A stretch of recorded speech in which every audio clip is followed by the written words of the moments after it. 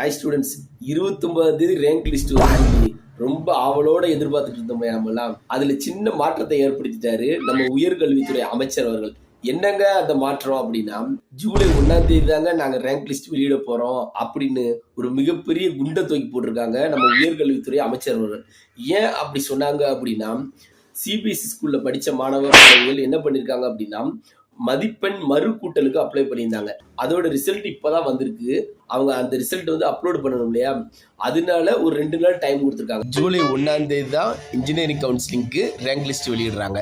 அதை வெளியிட்டது மட்டும் இல்ல, அன்னைக்கே உங்களுக்கு கட் ஆஃப் தெரிய போகுது, உங்களுக்கு என்னைக்கு கவுன்சிலிங் தெரிய போகுது, எப்போ நீங்க சாய்ஸ் ஃபில்லிங் பண்ணணும் அப்படிங்கிறதையும் அன்னைக்கே சொல்லிடுறாங்க ஃப்ரெண்ட்ஸ். அதனால மாணவ மாணவிகளே, நீங்க ரெடியா இருந்துக்கோங்க. இப்பவே உடனே போய் நீங்க எந்த கல்லூரியில சேரணும்னு நினைக்கிறீங்களோ அந்த கல்லூரி போய் விசிட் பண்ணிட்டு வாங்க. கல்லூரி இன்ஃப்ராஸ்ட்ரக்சர் எப்படி இருக்கு, லேப் ஃபெசிலிட்டிஸ் எப்படி இருக்கு, நல்ல குவாலிஃபைடான ஸ்டாஃப் இருக்காங்களான்னு சொல்லி இப்பவே நீங்க செக் பண்ணி வச்சுக்கோங்க. அது மட்டும் இல்ல, அந்த கல்லூரியில என்ன ஃபீஸ் ஸ்ட்ரக்சர் அப்படிங்கறதே தெரிஞ்சு வச்சுக்கோங்க. கவுன்சிலிங்ல போய் நீங்க சீட் எடுத்துட்டு வந்துட்டு அந்த கல்லூரியில 1 லட்சம் 2 லட்சம் கேட்டா உங்களால கட்ட முடியாது. அதனால இப்பயே நீங்க போய் உடனே அந்த கல்லூரியை பாருங்க, ஃபீஸ் ஸ்ட்ரக்சரை கேளுங்க, அதுக்கப்புறம் சாய்ஸ் ஃபில்லிங் பண்ணுங்க. சரிங்களா? அதனால என்ன பண்றீங்க அப்படின்னா, முதலே போய் விசாரிச்சு வச்சுக்கோங்க அந்த கல்லூரியை பத்தி. அப்பதான் உங்களுக்கு கவுன்சிலிங் அன்னைக்கு உங்களுக்கு கல்லூரியை தேர்வு பண்றதுக்கு ஈஸியா இருக்கும். சரிங்களா? 7.5% ரிசர்வேஷன் கோட்டாக்கு அப்ளை பண்ணியிருந்த எல்லா மாணவர்களுக்கும் இந்த ஆண்டு சீட்டு கிடைக்க போகுது.